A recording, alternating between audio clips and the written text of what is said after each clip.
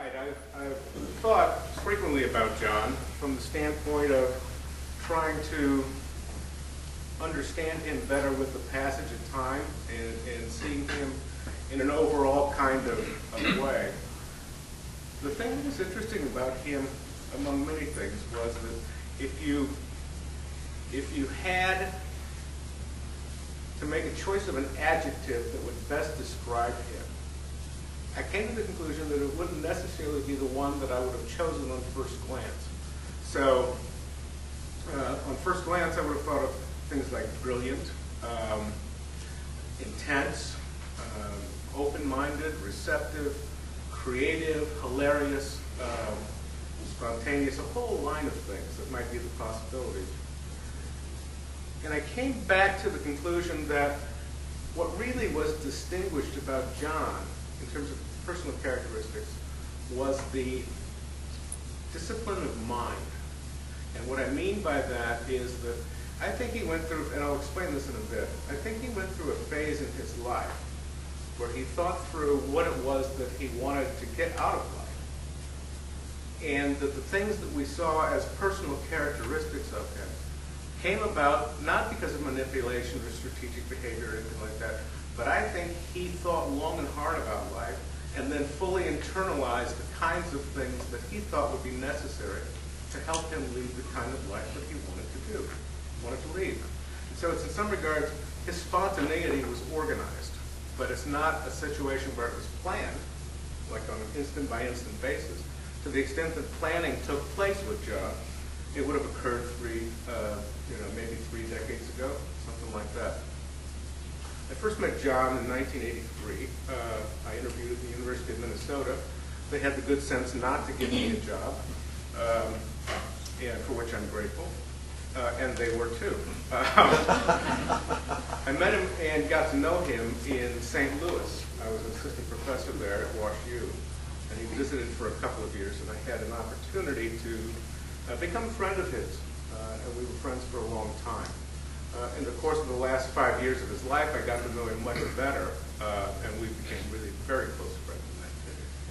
And actually did research together, despite the fact that we came at it from very different kinds of perspectives.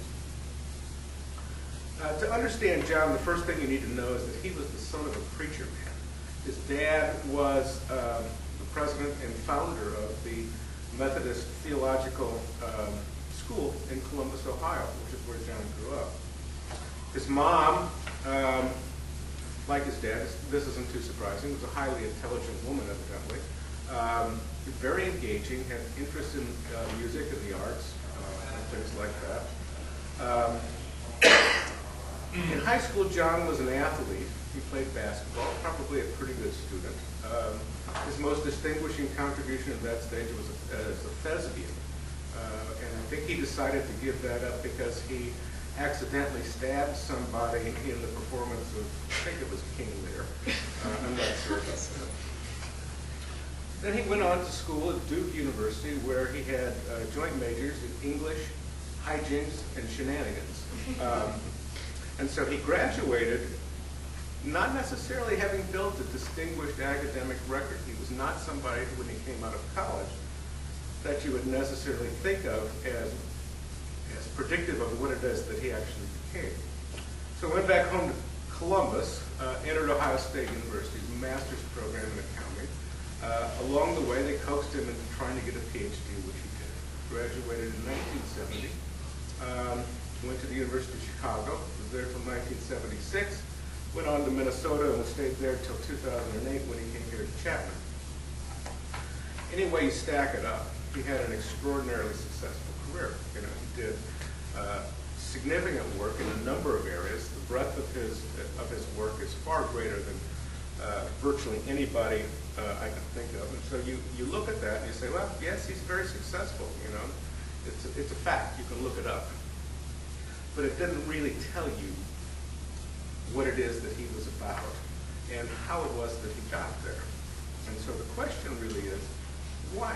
Why would a guy who, at the age of 22, seemingly had no prospects when you looked out at his future, how is it that he actually came to do the things that he did, sustained it over the period of 40 years, In the last decade of his life, he was fighting cancer that was pretty virulent and really knocked him on his hind end a couple of times. What is it that explains a guy like that? And so again, I've come to the conclusion that the decisive factor with John causally was an extraordinary discipline of mind.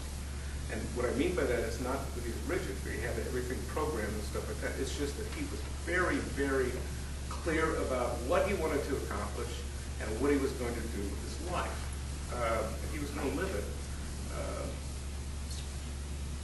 in a way that allowed him to experience the good life, at least as he perceived it. And he tried to internalize behaviors that were consistent with that all his life. He was raised in a happy home. Two parents married to each other, both of them very articulate. They've been successful. They had economically were good. And so when he would describe his childhood, he would describe his parents as people that he not only loved, because that's what kids do with their parents, he liked them and he admired them greatly. It was like he grew up in Leave It to Beaverland. And then if you look at his career, he did all right coming out of Ohio State. But he had a few bumps, both personally and professionally, in the 1970s and early 1980s. And I think the events that really changed his life were the passing of his parents about 6 months apart. I think it was 1984. And from talking with him, he went through a long period of reflection, sort of meaning of life kinds of questions, but it was focused more from the standpoint of what it was that he wanted out of life, and how was he going to live his life in a way that made sure that he actually was able to do that.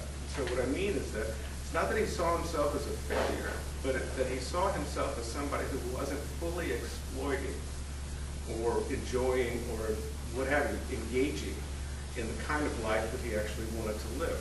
So he had, for about a year, he was doing this when he was in Washington. He kept a journal. The thing that was interesting about those journals is that he kept them when they were in his office in Minnesota. And I figured that out because they were still in his office at Chapman on the day he died. He had brought them with him from Minnesota, which is a pretty good indication that he must have seen them as important. And they were covering about a year of his life. And you could see that when he started out, they were fairly intense, and then they sort of trailed off. What conclusions did he reach in this period of his life? And I think if you try to piece his life together and think about that period of time, you get a sense about what he really was. So I think he concluded in that period of his life that he was going to be a scholar. Right? There wasn't anything ambiguous about that. He was going to live the life of the mind, and he was going to do it 100% without apology. He was a guy that questioned everything, a skeptic. Not a cynic, which there's a big difference, but John was skeptical of everything. And I think that he reached the stage in life where he said, I don't have to apologize for that anymore. I'm not going to apologize for it. I'm going to pursue it as vigorously as I can. And to be able to get there, he thought that he had to establish deep connections with other people. And so what you would see with him, experienced by people in this room, I suspect, is that you would have multiple conversations with him. And a conversation with John Dickhaut was not like a conversation with other people. It was intense, and it could go on for hours, in some cases, my guess, even days and things like that. But it was always something that you had to be engaged in. You had to be involved in, you had to be thinking, because that's what he was doing as well. He set priorities about time, not explicitly in the sense of getting up in the morning and planning your day. He was not a planning guy. He didn't do details. But you know, the best compliment that John could pay anybody was if he would sit and talk to you for any length of time, and then come back and do it again. Right? He was a guy with a dramatically low tolerance for BS, right? And so he would just run away from it. Or not run away from it, he would sort of like just go someplace else. The thing that he got from his mother, and I think he came to appreciate it this time, was this fascination with small things that most of us overlook and see as unimportant. That his mother taught him that, you know, you really ought to appreciate the small things that you do in life, and not sort of take them for granted and stuff like that. And so John it would be one of these people where he would get fascinated with little bitty things. You could take him out in public, right? And he would strike up conversations with people at the coffee shop. And we become fascinated with them, trying to sort of elicit their life stories. So I think the thing at the end of the day is that he had a disciplined mind, he had determination, he was going to be a scholar, he was going to live life fully, he was going to live it on his own terms. And the things that we saw about him and the things that we loved about him were the spontaneity and the incisiveness and things like that. And he didn't plan for those, but he decided to live his life in such a way that he would maximize his opportunities to engage in those kinds of things. I think that's the result, that's the reason why at the end of the day he had such profound impact on so many people. You know, one of the things that I found interesting sitting and listening to these presentations is that people would share observations about John as they were doing it. And he had that impact on people, and it was real, and it was deep and long-lasting. And so in some regards, his legacy will not be so much in this conference, but it'll actually be the set of people that he interacted with over the course of his career and influenced in deep and profound ways. I consider myself one of those people. I ended up doing things and seeing things in my own work, in my own life, that I wouldn't have seen had it not been for John. The final thing that I would share is that I can remember when we started working on these papers in 2005, he would come to Atlanta and spend time with my family and I. And about 6 months into that, he asked me, you know, aren't you kind of worried of exposing me to your kids? I said, no, not at all. I said, why would you get that? She said, well, I don't know. I just, you know, I'm so weird and stuff like that. And I said, no. I said, John, I think that it's one of these things where it's actually been a great inspiration to my own children to see you, to see somebody who has such an intense zest for life and being around other people, even while they're going through a battle with cancer. I think it was one of the great opportunities that I ever had in my life to get to know John Dickhaut, particularly in the last 5 years. I first met John Dickhaut almost exactly 39 years ago, when I interviewed at University of Chicago for a job as a rookie faculty candidate. And I had also noticed, as others do, his unusual combination of simultaneous playfulness and intensity. Later that fall, when I joined him as a colleague at Chicago, he was going through a rather difficult phase in his personal phase in his life. And that unusual combination kept showing up often in conversations. His light-hearted comments had a serious undercurrent, and his serious remarks covered the ideas he was having fun playing with and turning them over and over in his head. So I once asked him about his intensity. It must have been about 74 or 75 or so. And he told me something that Greg just mentioned about his training in method acting. And when he heard somebody with a knife on the stage, he was so intense about it. Decided never to go on stage again. And fortunately for us, turned from the stage to scholarship, I guess. Now, John had graduated from Ohio State 3 years before I came on market. And he had been trained in behavioral research and accounting, focusing on how individuals used information to make decisions. And the idea of information actually stayed with him. through his entire career. As somebody mentioned this morning, what was the phrase? Information matters. Yes, information matters. Okay. So now this area of research in accounting in through the 60s, I guess 1960s, it was derived from ideas in psychology and social psychology. And his dissertation was in that field, and by the way, was recognized with a manuscript award given by American Accounting Association for outstanding work by young scholars during the first 5 years of his life. So this award for him was given before he became a member of faculty for his graduate work. His intellectual curiosity, ferment, and honesty never let any doctrinal walls confine him. And his free spirit constantly rebelled against any attempt to fit him into any convention or definition. And I could see that in the 3 years we overlapped in Chicago constantly, just about every day. And not surprisingly, the chair of the department in which we worked had to be really good at improvisation to deal with that.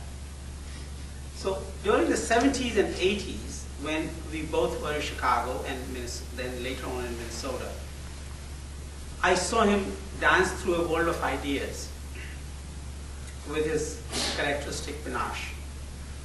There were years when you could not separate him.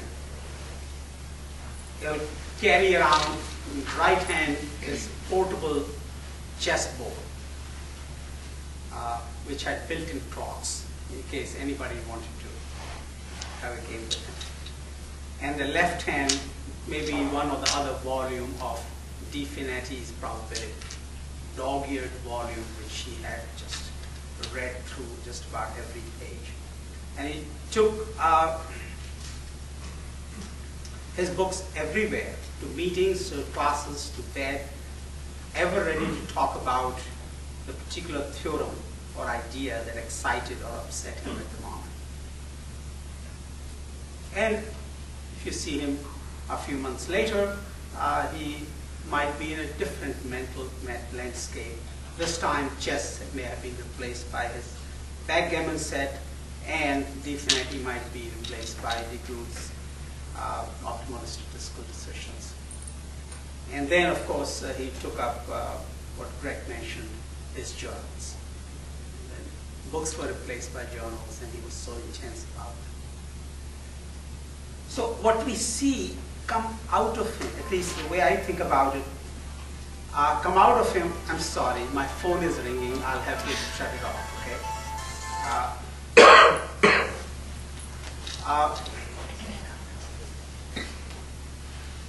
So what we saw come out of his work in the past 25 years, I think was a result of that deep immersion and constant ferment inside.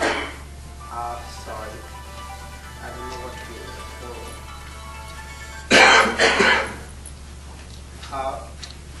do. Inside him during the past 25 years. So it was like a volcano, really. What we saw above the surface was only a small fraction of the vast pool of turmoil inside him. Now, John was not interested in impressing anyone with his book.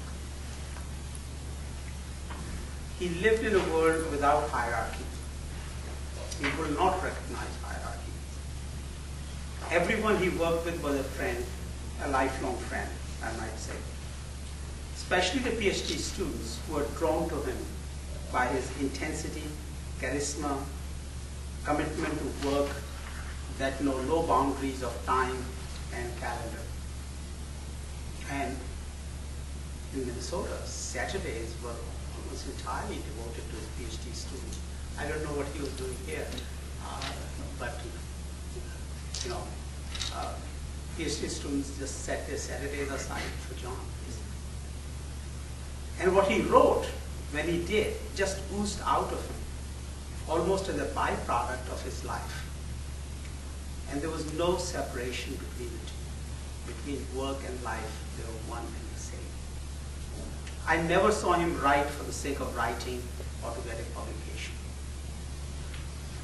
In the business and economics department culture, where intellects are often sought to be measured by pages of publication or number of citations, he didn't pretend to fit into that. To him, the idea of doing research for promotion and tenure was alien. He would not listen to that. And it wouldn't be research, and he would not be part of such an enterprise.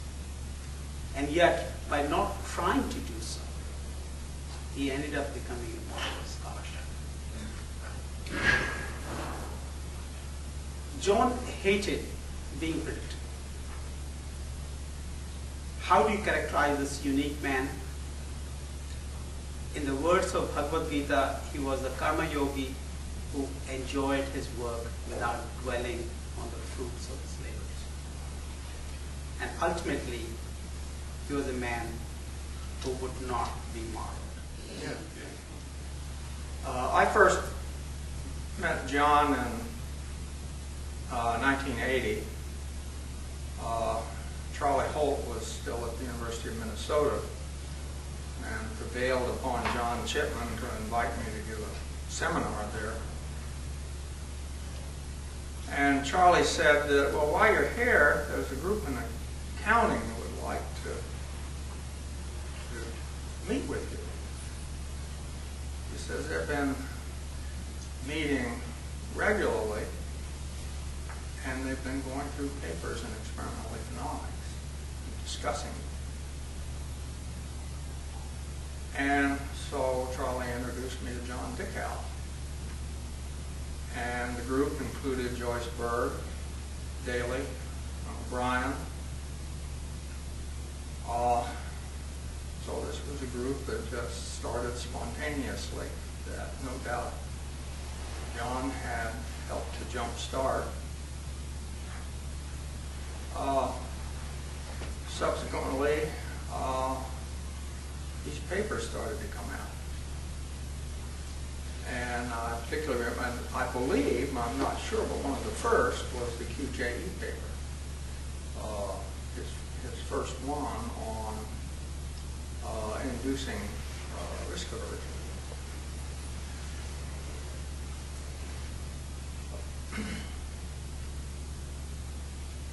Then more recently, as a result of John coming as a visitor to George Mason University, I and I think my colleagues also got to know him on a much more intimate basis. Every time John came,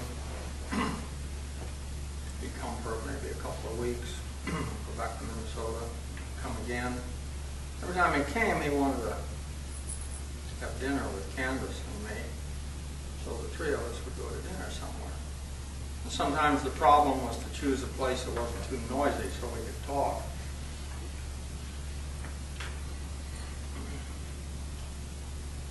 And the discussions were always about substance. I remember once Candace said, you know, why are you inviting me to this? I'm just lay. And John said, that's why you're here. He said, I want lay feedback.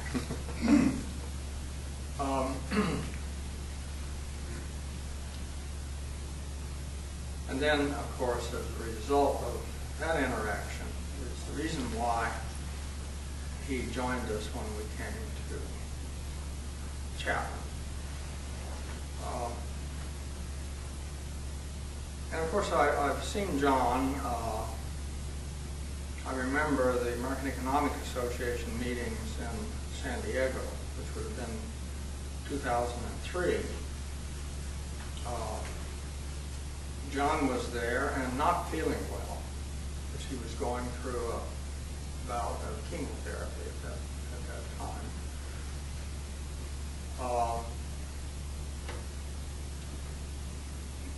But he always brought intellectual energy to our meetings.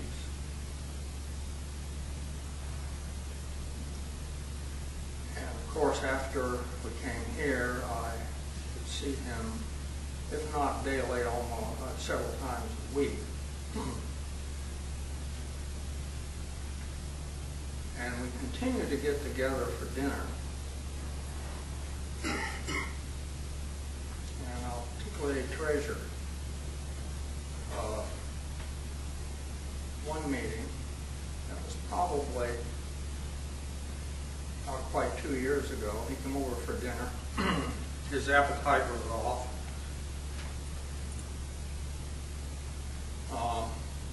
But we had fixed things that he could eat. And we said the Lord's Prayer before we ate. And John very much appreciated that.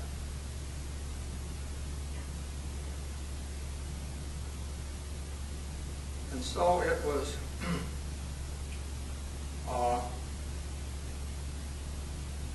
the last months watching the considerable effort that it took John to maintain his contacts. But he continued to put out that effort because it was really important to him, just as it was important to us, and we each knew that about the other. So the mirror was there.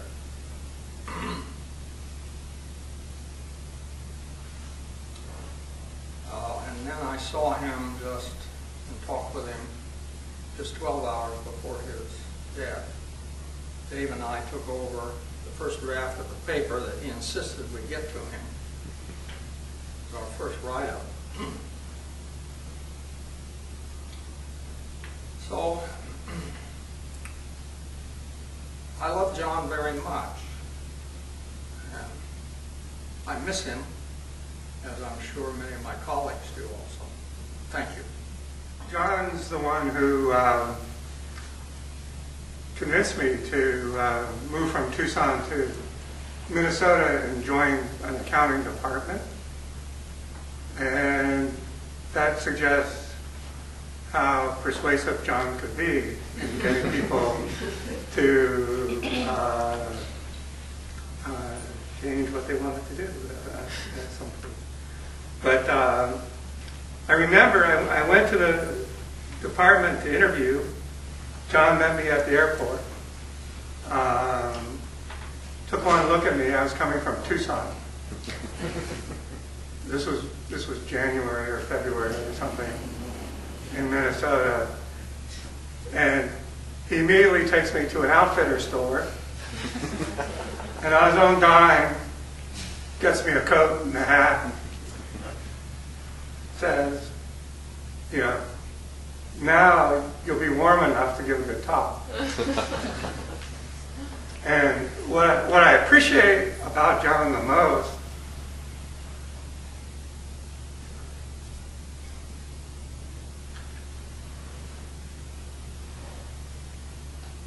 was how good a friend. Sorry, how good a friend he was.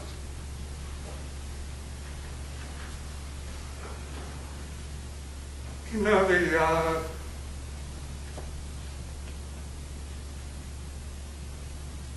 the advantage to working with John, you know, we were on the 4th floor, I think, of the accounting department. I got there the first day, and John had actually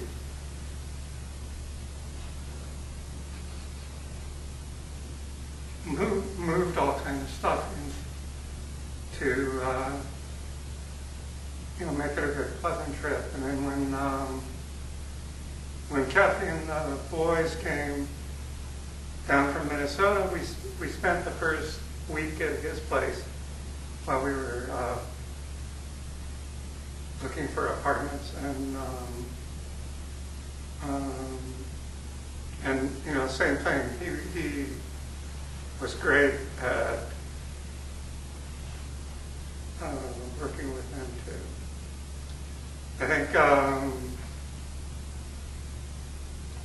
think John,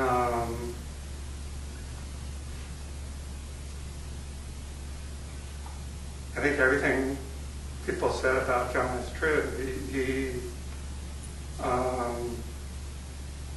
As the years went by in Minnesota, our rooms kept getting closer and closer. I think the last few years I was in Minnesota, we were one room apart from each other, and so we spent hundreds of hours talking about things and wondering what that art museum was doing there.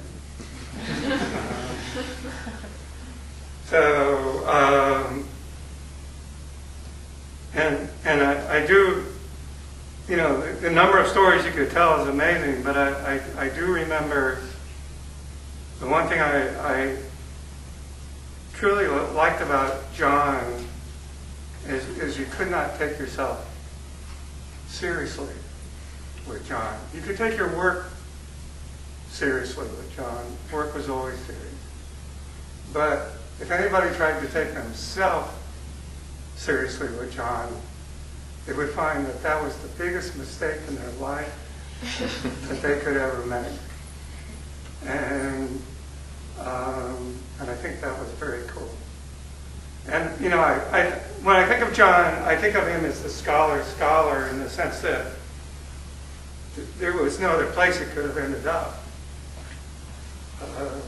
His love of learning, his love of interacting with other academics, his love of being in discussion, but also in, you know, being at talks and talking about ideas.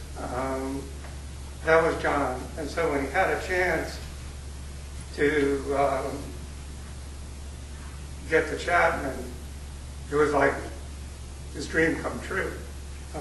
This was like the perfect world in which, in some sense, you know, John could have been in toward the end of his life. So in parting, I'll miss him. And I want to thank Chapman for taking such good care of a good friend. I think I'm the only student in the room, although all of us were students at one point. So I definitely want to just say something, and for John's family especially, that he was teaching in the last 6 months of his life. And of all the great people that he knew, he would spend 3 hours a week with undergrads like me who didn't know anything, and just inspiring us to keep learning, and I'll just always be grateful for that. And it means a lot to me that John started his career as an actor, as a creative writer. It's amazing to tell people this, but I have a degree in screenwriting from an accredited university. And so I can tell you that writing a great screenplay or a great story is no less difficult than writing a great research paper, but writing a great research paper is no less creative than writing a great story. And it's people like John who really helped me see that, since it's a little bit less obvious than the screenplay part at first. But I will always remember him, and it means a lot to me that he was here when I got here. I actually don't know exactly who introduced John into experimental methods. I think it was Sean, but whoever it is, I think we all owe huge debt of gratitude. John is one of these guys.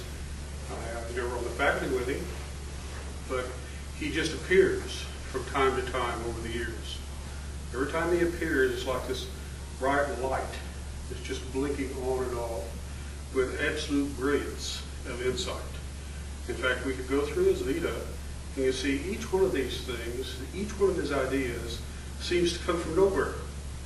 It comes from, actually it's not from nowhere, it's from his fantastic intuition, his great curiosity, and his willingness to actually dig, and dig until he gets down to the bottom of an idea.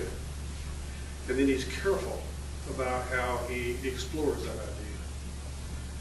And I think that all of us, myself included, have been literally greatly influenced, both in terms of the way we pose problems, in terms of the way we approach problems, in our understanding of our methodologies, and in terms of the facts that we use to interpret the world around us.